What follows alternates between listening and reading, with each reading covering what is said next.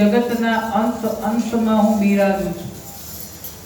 રામજી ઘટ ઘટમાં, અણુ અણુમાં, કણ કણમાં છે. જળ, ચેતન, પાણી, પવન બધે જ મારો વાસ છે.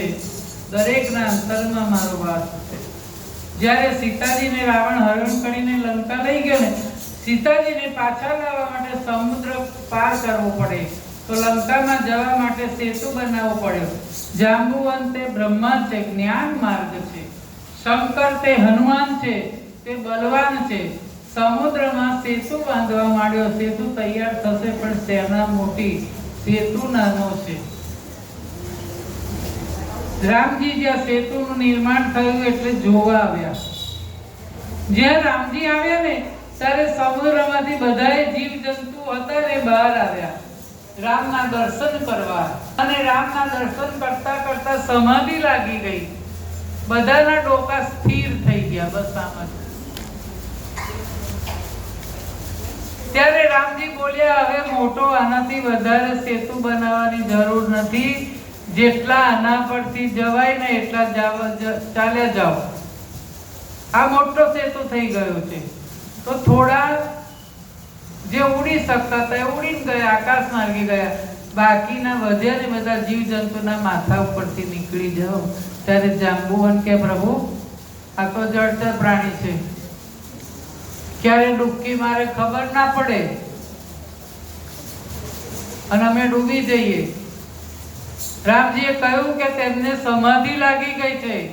મારા દર્શન કરી રામમય થઈ ગયા છે અને નહીં હાલે. પ્રભુ એવું જ હોય તો અમને આ બધી પથ્થરો ગોઠવવાની શું કરવા મહેનત કરાવી.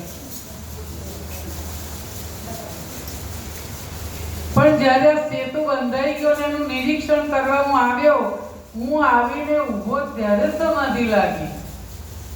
પહેલું પગથિયું તો કરવું પડે ને તમારે, પછી હું આવું છું.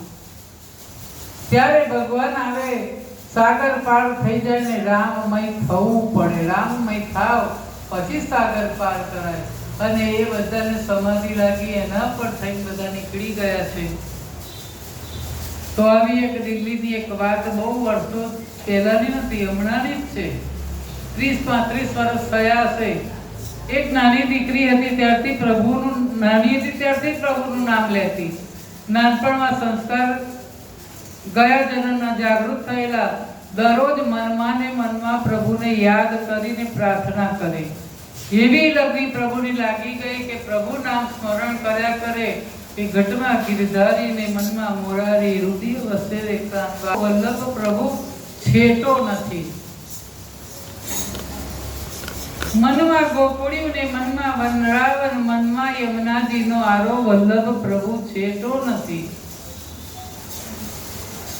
લીપ્યું ગૂપ્યું મારા અંતરનું આગણું ને આગણીએ તુલસીનો ક્યારો. વલ્લભ પ્રભુ છેટો નથી. શ્યામ સલુણો મારા નયનોમાં વસ્યો, રગ રગમાં રમનારો પ્યારો. વલ્લભ પ્રભુ છેટો નથી. અને શ્રીજીનો રંગ મારે વૈષ્ણવનો સંગ, ભવ ભવનો સથવારો. વલ્લભ પ્રભુ છેટો નથી. દિલ્હીથી વ્રજ નજીક થાય એટલે નાની દીકરીને એમ થાય કે વ્રજ કેવું હશે, ત્યાં કાનો મળશે. ભગવાનની બધી લીલા સાંભળેલી એટલે એને પણ વ્રજમાં જવાનું મન થયું.